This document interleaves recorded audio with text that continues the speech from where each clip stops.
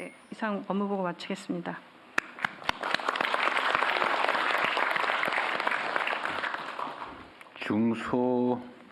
중소벤처기업부는 소상공인까지 맡고 있어가지고 엄청나게 취급하는 업무가 많죠. 제목만 입력하기도 어려운 것 같아요. 네, 지금 일단 영역도 많고 대상자도 많은데 그 대상자들을 모두 다 잘해야 된다고 생각하고 있는 것이 오히려 발걸음을 좀 늦춘다고 생각합니다. 그래서 좀 줄여야 될 부분들을 줄이고 우선해서 해야 될 부분들을 좀 잡자. 그래서 지금 성장 관련된 키워드들 그리고 현장에서 가장 원하는 건 좀 빨리 해줘라. 뭐 지금 급하다. 우리가 뭐 이 지금 당장 다음 달이 급한데 이 네. 부분들에 대해서 빨리 해서 이런 부분들을 이제 줄이고 안 할 부분 네. 찾고 있습니다. 안 급한 일 30% 줄이기 이런 진짜 중소기업 벤처부가 해야 될 것 같아요.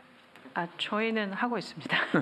지금 오자마자 네. 사실 문서 안 받고 불필요한 회의 없애고 그리고 제가 이제 제일 좀 어려운 게 가장 빠르게 데이터를 보며 돌아가던 회사에서 일하다가 와가지고 계속 2022년, 2023년 데이터 보면서 일을 하려니까 이게 좀 어려움이 있는데요. 그래서 데이터 구축 시간이 걸리더라도 저는 소상공인과 중소기업을 위해서는 오히려 데이터 구축에 집중해야 된다고 생각합니다. 네. 그 데이터 구축 없이 체계적으로 일하지 않으면 건이 너무 많아집니다. 그럴 것 같아요.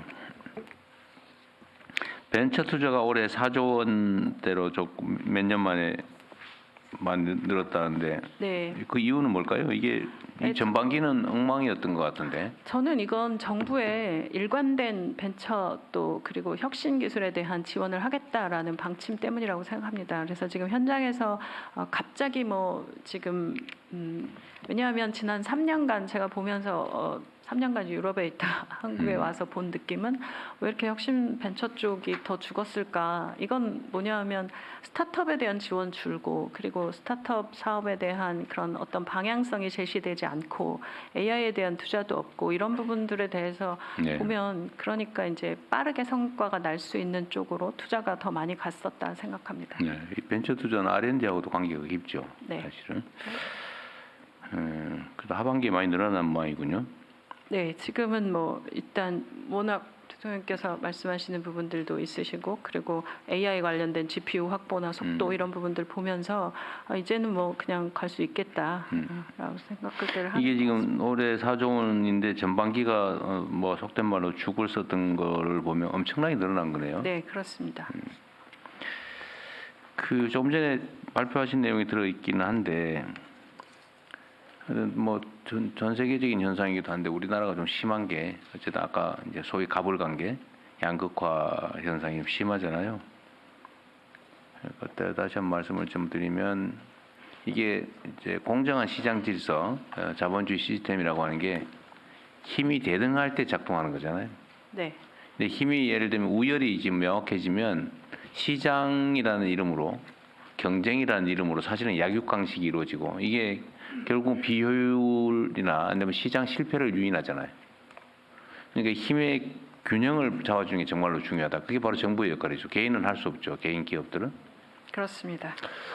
그래서 우리가 좀 근본적으로 생각들을 좀 기본적으로 좀 바꿀 필요가 있는 게 예를 들면 납품 기업들 또는 뭐 대리점 또는 뭐 저희가 뭐 이 동종 업체들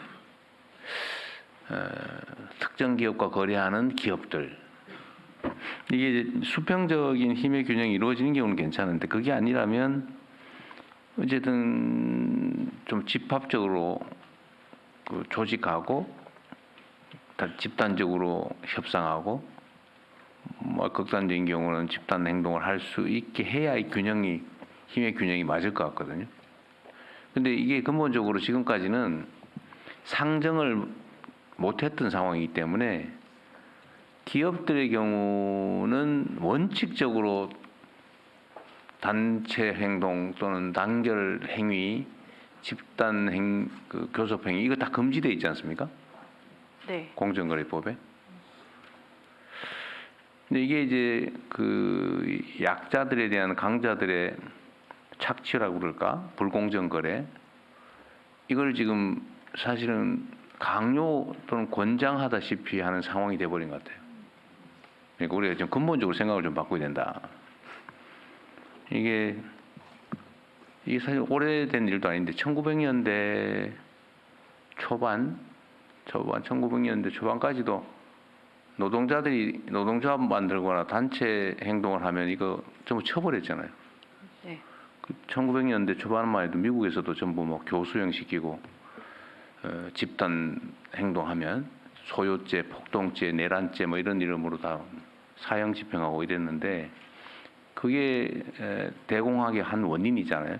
그게 결국은 소위 힘센 자본가들이 담합하고 독점하고 결합하면서 약한 노동자들을 계속 탄압을 하다 보니까 결국은 이제 소득 분배도 제대로 이루어지지 않고 결국 수요가 죽고 시장이 죽어서 결국 대공황이 왔다는 그런 논리도 있단 말이에요.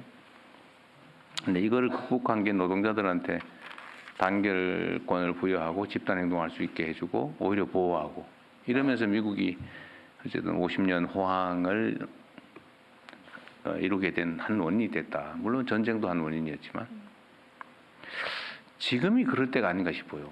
지금이 사회적으로 소수의 강자 기업들, 뭐 진짜 글로벌 기업들, 그리고 거기에 거의 다 대부분 종속된 압도적 다수 납품 기업들, 이게 어찌 보면 생태계인데 여기서도 힘의 균형을 이루어주는 게 정말 중요한 과제가 된 것 같아요.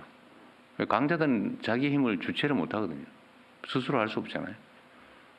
정부 역할로 전 중소기업들 또는 뭐 가맹점, 대리점 뭐 등등 연합 단결 활동을 할 수 있게 열어줘야 되지 않을까. 원칙적으로 허용하고 그게 예를 들면 약자들의 횡포도 있는 거거든요, 사실은. 그런 상황이 되면 그걸 통제해야 되지 않을까 오히려. 그러니까 원칙적으로 허용하고 예외적으로 통제하는. 지금은 원칙적으로 통제하고 예외적으로만 허용하잖아요. 근본적으로 바꿔야 될 때가 아닌가 싶어요. 다른 부처들 좀 제가 공무회에서도 몇 번 얘기했는데 고민을 해봐야 될 것 같아요.